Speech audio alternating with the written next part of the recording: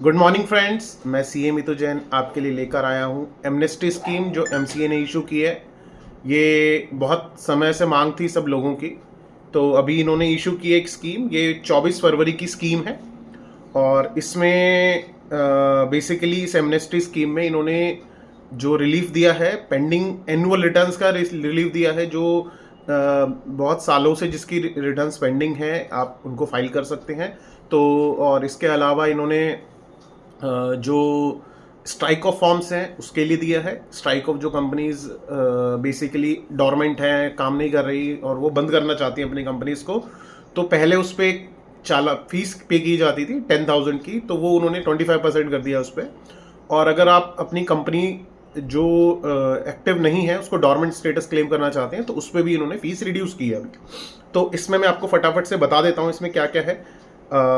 आपके पास जो annual filings हैं, आरओसी की एनुअल फाइलिंग्स, उस पर आपको नॉर्मल फीस पे करनी होगी और 10% of the additional fees. Like अगर आपकी फीस 300 रुपीज़ है एक फॉर्म की और आपकी लेट फीस 10,000 है, तो अब आपको 300 plus 10% of the additional fees पे करना है। 10% plus 10% of the 10,000 plus 300, like 300 plus 10% of 10,000, that is 1,000, that is 1,300। Okay, so next इन्होंने जो डॉर्मेंट स्टेटस, अगर आपको अपनी कंपनी का क्लेम करना है तो उसकी फीस 50% कर दी है, और अगर आपको अपनी कंपनी स्ट्राइक ऑफ करनी है तो उसकी फीस 25% कर दी है। इसके अलावा अच्छा, ये हम ये जानना चाहेंगे किस किस पे एप्लीकेबल है। बेसिकली ये सभी कंपनीज पे एप्लीकेबल है जो ऑलरेडी स्ट्राइक ऑफ के लिए जा चुकी हैं, जो फीस पे कर चुके हैं उनको वापस नहीं मिलेगी फीस।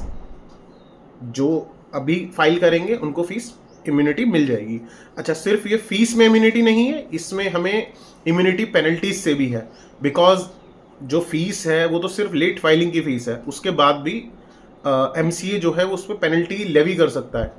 आरओसी जो है रजिस्ट्रार ऑफ कंपनीज के थ्रू उस पर पेनल्टी लेवी कर सकता है, तो वो उस पेनल्टी से भी इम्यूनिटी दी जा रही है।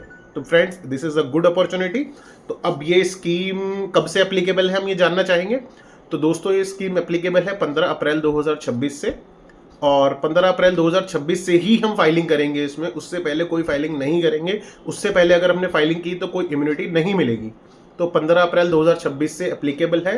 और ये स्कीम कब तक एप्लीकेबल है? ये एप्लीकेबल है 15 जुलाई 2026 तक। इसका मतलब ये 3 महीने की स्कीम है, और हमें इन 3 महीने की स्कीम के दौरान ही फाइलिंग करनी है, तभी हमें इम्यूनिटी मिलेगी।